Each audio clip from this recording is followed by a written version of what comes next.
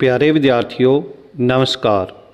मैं Rajesh Salwan science master सरकारी senior secondary school लड़के तारागढ़ ਅਤੇ ਮੇਰੇ ਨਾਲ ਮੇਰੇ ਸਾਥੀ ਅਧਿਆਪਕ ਸ਼੍ਰੀ ਸੁਖਦੇਵ ਸਿੰਘ ਜੀ ਸਾਇੰਸ ਮਾਸਟਰ ਸਰਕਾਰੀ ਸੀਨੀਅਰ ਸੈਕੰਡਰੀ ਸਕੂਲ ਨਾਜੋਚੱਕ ਜ਼ਿਲ੍ਹਾ ਪਠਾਨਕੋਟ ਅੱਜ ਤੁਹਾਡੇ ਨਾਲ 6ਵੀਂ ਕਲਾਸ ਦਾ ਦੂਸਰਾ ਪਾਠ ਭੋਜਨ ਦੇ ਤੱਤ ਕੰਪੋਨੈਂਟਸ ਆਫ ਫੂਡ ਬਾਰੇ ਵਿਸਤਾਰਪੂਰਵਕ ਚਰਚਾ ਕਰਾਂਗੇ। ਅਸੀਂ ਕੀ ਜਾਣਦੇ ਹਾਂ? ਵਾਟ ਡੂ ਵੀ ਨੋ? ਵਿਦਿਆਰਥੀਓ, ਪਿਛਲੇ ਅਧਿਆਏ ਵਿੱਚ ਅਸੀਂ ਪੜ੍ਹਿਆ ਹੈ ਕਿ ਸਾਡੇ ਭੋਜਨ ਦੇ ਮੁੱਖ ਸਰੋਤ ਪੌਦੇ ਅਤੇ ਜੰਤੂ ਹਨ। Plants and animals are the main sources of our food. ਭੋਜਨ ਸੰਜੀਵਾਂ ਦੀ ਊਰਜਾ ਦਾ ਮੁੱਖ ਸਰੋਤ ਹੈ। Food is the main source of energy for living beings. ਕੇਵਲ ਪੌਦੇ ਖਾਣ ਵਾਲੇ ਜੀਵ ਸ਼ਾਕਾਹਾਰੀ ਅਖਵਾਉਂਦੇ ਹਨ।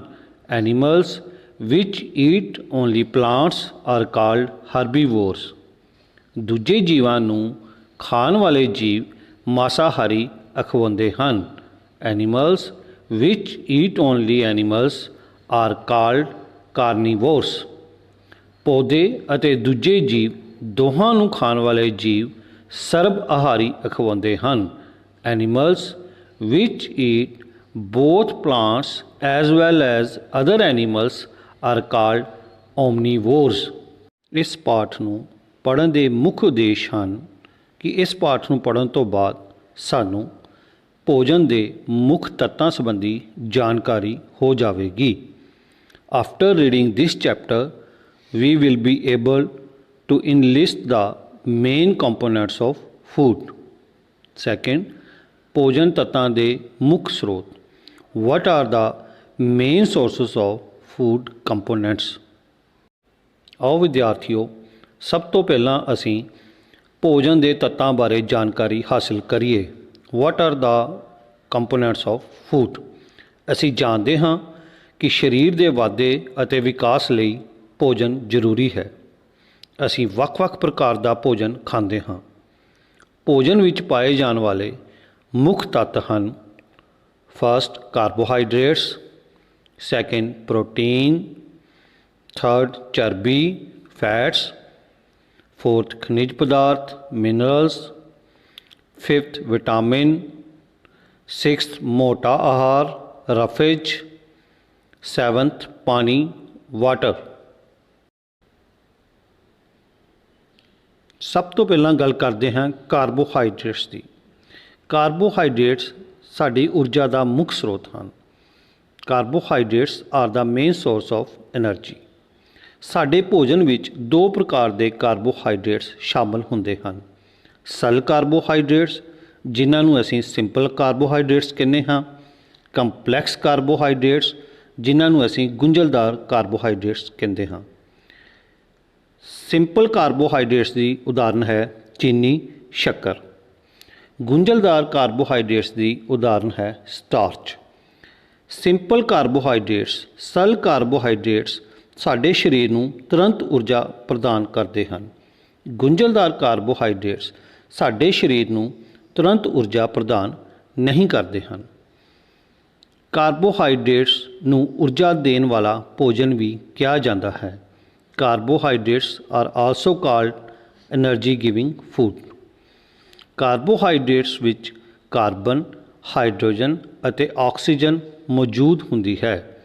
Carbohydrates contain carbon, hydrogen and oxygen।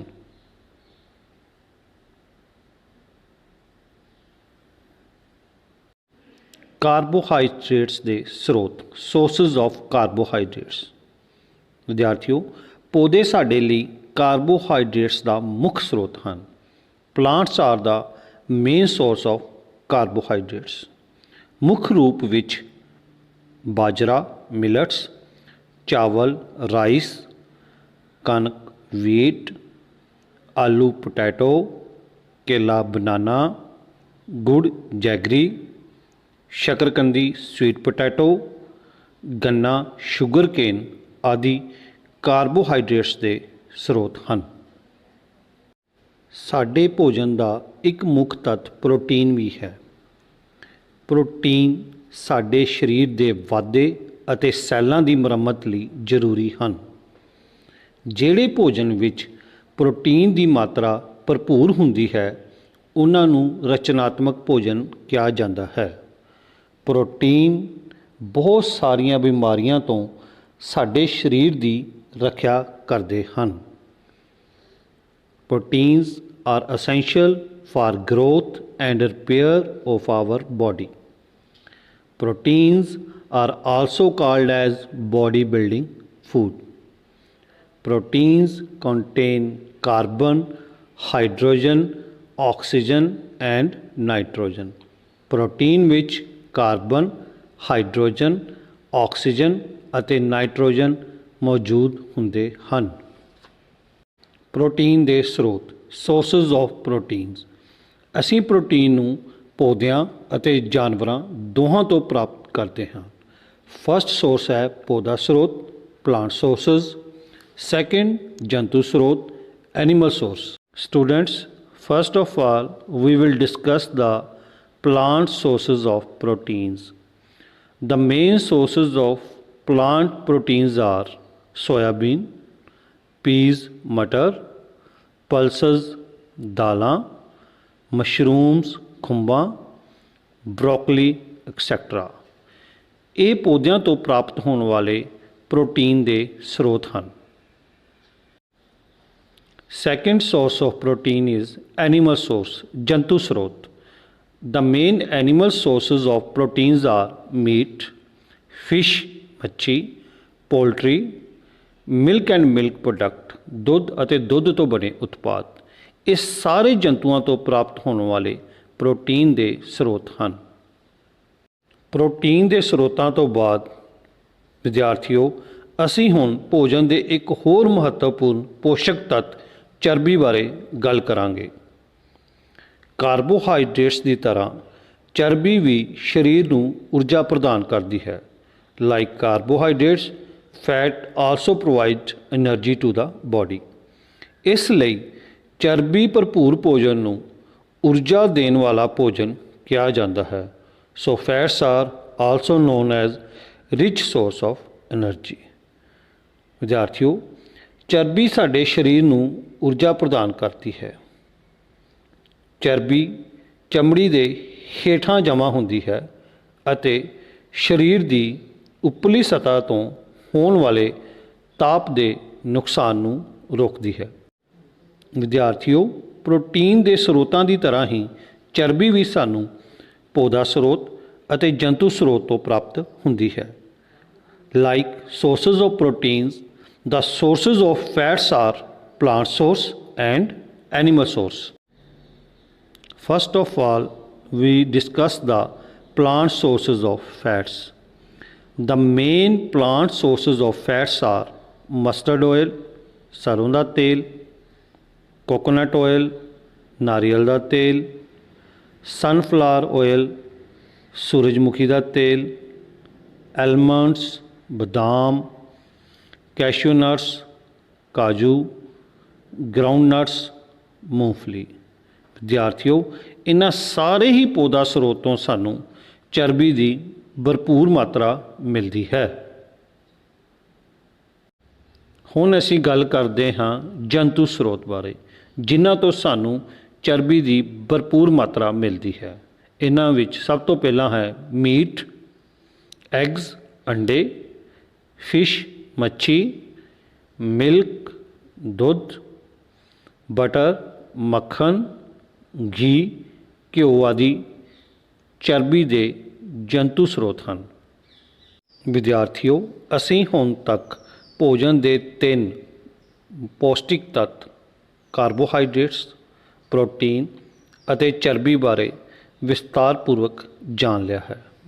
ਇਹਨਾਂ ਵਿੱਚੋਂ ਕਾਰਬੋਹਾਈਡਰੇਟਸ ਅਤੇ ਚਰਬੀ ਊਰਜਾ ਦੇਣ ਵਾਲੇ ਭੋਜਨ ਹਨ। Both carbohydrates and fats are energy giving foods. Protein ਸਾਡੇ ਸਰੀਰ ਦੇ ਉਚਿਤ ਵਾਧੇ ਅਤੇ ਵਿਕਾਸ ਲਈ ਜ਼ਰੂਰੀ ਹੁੰਦੇ ਹਨ। This is the reason they are also known as body building foods. ਭੋਜਨ ਦੇ ਇੱਕ ਹੋਰ ਮਹੱਤਵਪੂਰਨ ਪੌਸ਼ਟਿਕ ਤੱਤ ਖਣਿਜ ਪਦਾਰਥ ਬਾਰੇ ਜਾਣਨ ਦੀ ਕੋਸ਼ਿਸ਼ ਕਰਦੇ ਹਾਂ।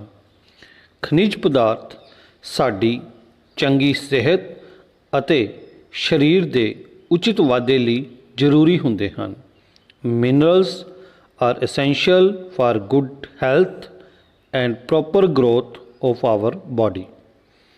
ਖਣਿਜ ਪਦਾਰਥ ਸਾਡੇ ਸਰੀਰ ਨੂੰ ਊਰਜਾ ਪ੍ਰਦਾਨ ਨਹੀਂ ਕਰਦੇ। Minerals do not provide energy. ਸਾਡੇ ਸਰੀਰ ਵਿੱਚ ਖਣਿਜ ਪਦਾਰਥਾਂ ਦੀ ਬਹੁਤ ਘੱਟ ਮਾਤਰਾ ਵਿੱਚ ਲੋੜ ਹੁੰਦੀ ਹੈ। ਆਵਰ ਬਾਡੀ ਰਿਕੁਆਇਰਸ ਮਿਨਰਲਸ ਇਨ ਵੈਰੀ ਲੋ ਕੁਆਂਟਿਟੀ। ਖਣਿਜਾਂ ਦੀ ਮੁੱਢਲੀ ਜਾਣਕਾਰੀ ਤੋਂ ਬਾਅਦ ਅਸੀਂ ਹੁਣ ਮੁੱਖ ਖਣਿਜ ਪਦਾਰਥ ਮੇਨ ਮਿਨਰਲਸ ਬਾਰੇ ਗੱਲ ਕਰਦੇ ਹਾਂ। ਦ main essential minerals which are required for our body are iron, calcium, iodine and phosphorus। ਸਾਡੇ ਸਰੀਰ ਲਈ ਲੋੜੀਂਦੇ ਮੁੱਖ ਖਣਿਜ ਪਦਾਰਥ ਹਨ ਲੋਹਾ, ਕੈਲਸ਼ੀਅਮ, ਆਇਓਡੀਨ ਅਤੇ ਫਾਸਫੋਰਸ। ਹੁਣ ਅਸੀਂ ਖਣਿਜ ਪਦਾਰਥਾਂ ਦੇ ਸਰੋਤਾਂ ਅਤੇ ਕੰਮਾਂ ਬਾਰੇ ਵਿਸਤਾਰਪੂਰਵਕ ਪੜ੍ਹਾਂਗੇ। ਸਭ ਤੋਂ ਪਹਿਲਾਂ ਖਣਿਜ ਪਦਾਰਥ ਹੈ ਲੋਹਾ, ਆਇਰਨ। ਇਹ ਸਾਨੂੰ ਹਰੇ ਪੱਤੇਦਾਰ ਸਬਜ਼ੀਆਂ, ਫਲ, ਗੁੜ ਆਦਿ ਤੋਂ ਮਿਲਦਾ ਹੈ। Green leafy vegetables, fruits, jaggery are the main source of iron. Iron helps in the formation of hemoglobin in our body. Deficiency of iron causes anemia। ਲੋਹਾ ਸਾਡੇ ਸਰੀਰ ਵਿੱਚ ਹੀਮੋਗਲੋਬਿਨ ਦੇ ਬਣਨ ਵਿੱਚ ਮਦਦ ਕਰਦਾ ਹੈ। ਇਸ ਦੀ ਘਾਟ ਨਾਲ ਸਾਨੂੰ ਅਨੀਮੀਆ ਰੋਗ ਹੋ ਜਾਂਦਾ ਹੈ। ਹੁਣ ਅਸੀਂ ਗੱਲ ਕਰਦੇ ਹਾਂ ਖਣਿਜ ਪਦਾਰਥ ਕੈਲਸ਼ੀਅਮ ਦੀ। ਇਹ ਸਾਨੂੰ ਦੁੱਧ ਅਤੇ ਦੁੱਧ ਤੋਂ ਬਣੇ ਪਦਾਰਥਾਂ ਤੋਂ ਮਿਲਦਾ ਹੈ। Milk and milk products are the main source of calcium. Calcium helps in the formation of bones. Calcium ਹੱਡੀਆਂ ਦੇ ਬਣਨ ਲਈ ਜ਼ਰੂਰੀ ਖਣਿਜ ਪਦਾਰਥ ਹੈ। ਥਰਡ ਮਹੱਤਵਪੂਰਨ ਖਣਿਜ ਪਦਾਰਥ ਹੈ ਆਇਓਡੀਨ। ਆਇਓਡੀਨ ਯੁਕਤ ਨਮਕ ਸਮੁੰਦਰੀ ਭੋਜਨ ਇਸ ਦੇ ਮੁੱਖ ਸਰੋਤ ਹਨ। Iodised salt, seafood are the main sources of iodine. Iodine helps in the proper functioning of thyroid gland. Deficiency of iodine causes goitre. Iodine thyroid ਗ੍ਰੰਥੀ ਦੇ ਠੀਕ ਢੰਗ ਨਾਲ ਕੰਮ ਕਰਨ ਲਈ ਜ਼ਰੂਰੀ ਹੈ। ਇਸ ਦੀ ਘਾਟ ਨਾਲ ਸਾਨੂੰ ਗਿੱਲੜ ਰੋਗ ਹੋ ਜਾਂਦਾ ਹੈ। ਫੋਰਥ ਖਣਿਜ ਪਦਾਰਥ ਹੈ ਫਾਸਫੋਰਸ। ਇਹ ਸਾਨੂੰ ਦੁੱਧ, ਪਨੀਰ, ਕੇਲਾ, ਬਾਜਰਾ, ਮੂੰਗਫਲੀ ਆਦਿ ਤੋਂ ਪ੍ਰਾਪਤ ਹੁੰਦਾ ਹੈ।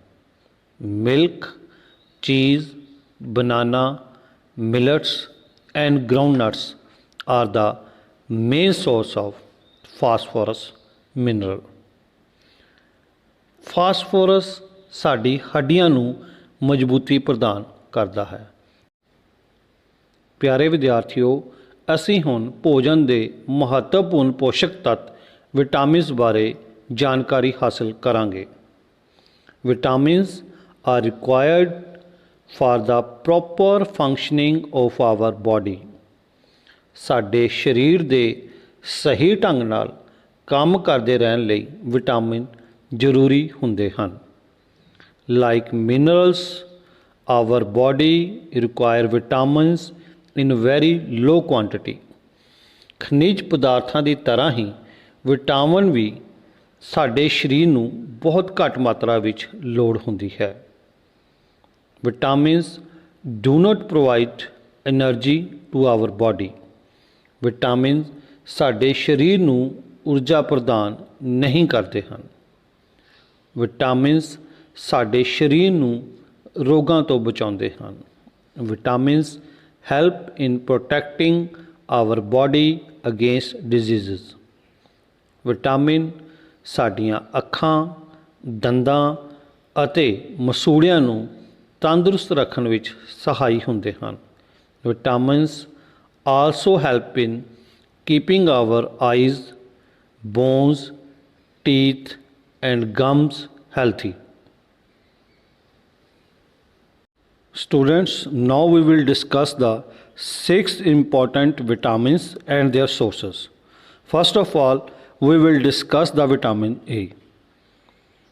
Eggs, meat, milk and carrot are the rich sources of vitamin A. Vitamin A helps in maintaining healthy skin and healthy vision. Deficiency of vitamin A causes night blindness. ਵਿਦਿਆਰਥੀਓ, ਵਿਟਾਮਿਨ A ਸਾਨੂੰ ਅੰਡੇ, meat, ਦੁੱਧ ਅਤੇ ਗਾਜਰ ਵਿੱਚੋਂ ਭਰਪੂਰ ਮਾਤਰਾ ਵਿੱਚੋਂ ਮਿਲਦਾ ਹੈ। ਵਿਟਾਮਿਨ A ਸਾਡੀ ਚਮੜੀ ਅਤੇ ਅੱਖਾਂ ਨੂੰ ਠੀਕ ਰੱਖਣ ਲਈ ਜ਼ਰੂਰੀ ਹੁੰਦਾ ਹੈ। ਇਸ ਦੀ ਘਾਟ ਨਾਲ ਅੰਧਰਾਤਾ ਰੋਗ ਹੋ ਜਾਂਦਾ ਹੈ। ਸੈਕਿੰਡ ਵਿਟਾਮਿਨ ਹੈ ਵਿਟਾਮਿਨ B। ਵਿਟਾਮਿਨ B ਸਾਨੂੰ ਦੁੱਧ, ਹਰੀਆਂ ਸਬਜ਼ੀਆਂ ਵਿੱਚੋਂ ਮਿਲਦਾ ਹੈ। ਵਿਟਾਮਿਨ B ਸਾਡੀ ਪਾਚਨ ਪ੍ਰਣਾਲੀ, ਕੇਂਦਰੀ ਨਾੜੀ ਪ੍ਰਣਾਲੀ ਅਤੇ ਸਰੀਰ ਦੇ ਸਹੀ ਵਾਧੇ ਲਈ ਜ਼ਰੂਰੀ ਹੁੰਦਾ ਹੈ। Milk, green leafy vegetables are the rich source of vitamin B. Vitamin C. Citrus fruits are the rich source of vitamin C. Vitamin C improves our immunity system. It helps us in fighting against diseases. Deficiency of vitamin C causes a disease named scurvy. Vitamin C ਵਿਦਿਆਰਥੀਓ ਸਾਨੂੰ ਖੱਟੇ ਫਲ ਜਿਵੇਂ ਕਿ ਨਿੰਬੂ, ਟਮਾਟਰ, ਆਮਲਾ ਆਦਿ ਤੋਂ ਪ੍ਰਾਪਤ ਹੁੰਦਾ ਹੈ। ਵਿਟਾਮਿਨ C ਸਾਡੀ ਰੋਗ ਪ੍ਰਤੀਰੋਧਕ ਸ਼ਕਤੀ ਨੂੰ ਵਧਾਉਂਦਾ ਹੈ। ਇਹ ਸਾਨੂੰ ਬਿਮਾਰੀਆਂ ਨਾਲ ਲੜਨ ਵਿੱਚ ਮਦਦ ਕਰਦਾ ਹੈ। ਵਿਟਾਮਿਨ C ਦੀ ਘਾਟ ਕਾਰਨ ਸਕਰਵੀ ਨਾਂ ਦਾ ਰੋਗ ਹੋ ਜਾਂਦਾ ਹੈ। ਹੁਣ ਅਸੀਂ ਗੱਲ ਕਰਦੇ ਹਾਂ ਵਿਟਾਮਿਨ D। ਵਿਟਾਮਿਨ D ਸਾਨੂੰ ਡੇਅਰੀ ਉਤਪਾਦ ਅਤੇ ਸੂਰਜ ਦੀ ਰੋਸ਼ਨੀ ਤੋਂ ਮਿਲਦਾ ਹੈ। ਵਿਟਾਮਿਨ D ਸਾਡੇ ਚੰਗੇ ਅਤੇ ਸਿਹਤਮੰਦ ਦੰਦਾਂ ਲਈ ਜ਼ਰੂਰੀ ਹੁੰਦਾ ਹੈ। ਇਸ ਦੀ ਘਾਟ ਕਾਰਨ ਰਿਕਟਸ ਨਾਂ ਦਾ ਰੋਗ ਹੋ ਜਾਂਦਾ ਹੈ। Students, dairy products and sunlight are the rich source of vitamin D. Vitamin D is essential for good and healthy teeth. Deficiency of vitamin D causes a disease named as rickets. Fifth vitamin is vitamin E. Vitamin E ਵਿਦਿਆਰਥੀਓ ਸਾਨੂੰ ਹਰੇ ਪੱਤੇਦਾਰ ਸਬਜ਼ੀਆਂ, soybean, ਬੀਜਾਂ ਦੇ ਤੇਲਾਂ ਵਿੱਚੋਂ ਭਰਪੂਰ ਮਾਤਰਾ ਵਿੱਚ ਮਿਲਦਾ ਹੈ। ਵਿਟਾਮਿਨ E ਸੈੱਲਾਂ ਨੂੰ ਟੁੱਟ ਭੱਜ ਤੋਂ ਬਚਾਉਂਦਾ ਹੈ ਅਤੇ ਕਈ ਤਰ੍ਹਾਂ ਦੀਆਂ ਸਿਹਤ ਸੰਬੰਧੀ ਸਮੱਸਿਆਵਾਂ ਨੂੰ ਵੀ ਘਟਾਉਣ ਵਿੱਚ ਮਦਦ ਕਰਦਾ ਹੈ। Dear students, green leafy vegetables, soyabeans, oil from seeds are the rich source of vitamin E. Vitamin E helps cells from the damage caused by free radicals. It also reduces the various health related problems. The last one is vitamin K. Green leafy vegetables are the rich source of vitamin K. Vitamin K helps in clotting the blood. ਵਿਦਿਆਰਥੀਓ, ਹਰੀ ਪੱਤੇਦਾਰ ਸਬਜ਼ੀਆਂ ਜਿਵੇਂ ਕਿ ਪਾਲਕ, ਸ਼ਲਗਮ, ਸਰੋਂ, broccoli, ਫੁੱਲ ਗੋਭੀ, ਪੱਤਾ ਗੋਭੀ ਵਿੱਚ ਵਿਟਾਮਿਨ K ਭਰਪੂਰ ਮਾਤਰਾ ਵਿੱਚ ਹੁੰਦਾ ਹੈ। ਵਿਟਾਮਿਨ K ਖੂਨ ਦੇ ਜੰਮਣ ਵਿੱਚ ਸਹਾਈ ਹੁੰਦਾ ਹੈ। ਵਿਦਿਆਰਥੀਓ, ਹੁਣ ਅਸੀਂ ਗੱਲ ਕਰਦੇ ਹਾਂ ਮੋਟਾ ਆਹਾਰ, ਜਿਸ ਨੂੰ ਅਸੀਂ ਰਫੇਜ਼ ਵੀ ਕਹਿੰਦੇ ਹਾਂ। ਭੋਜਨ ਵਿੱਚ ਮੌਜੂਦ ਰੇਸ਼ੇਦਾਰ ਅਤੇ ਨਾ ਪਾਚਨਯੋਗ ਪਦਾਰਥ ਨੂੰ ਮੋਟਾ ਆਹਾਰ ਕਹਿੰਦੇ ਹਨ। Fibres and indigestible material present in food is called roughage.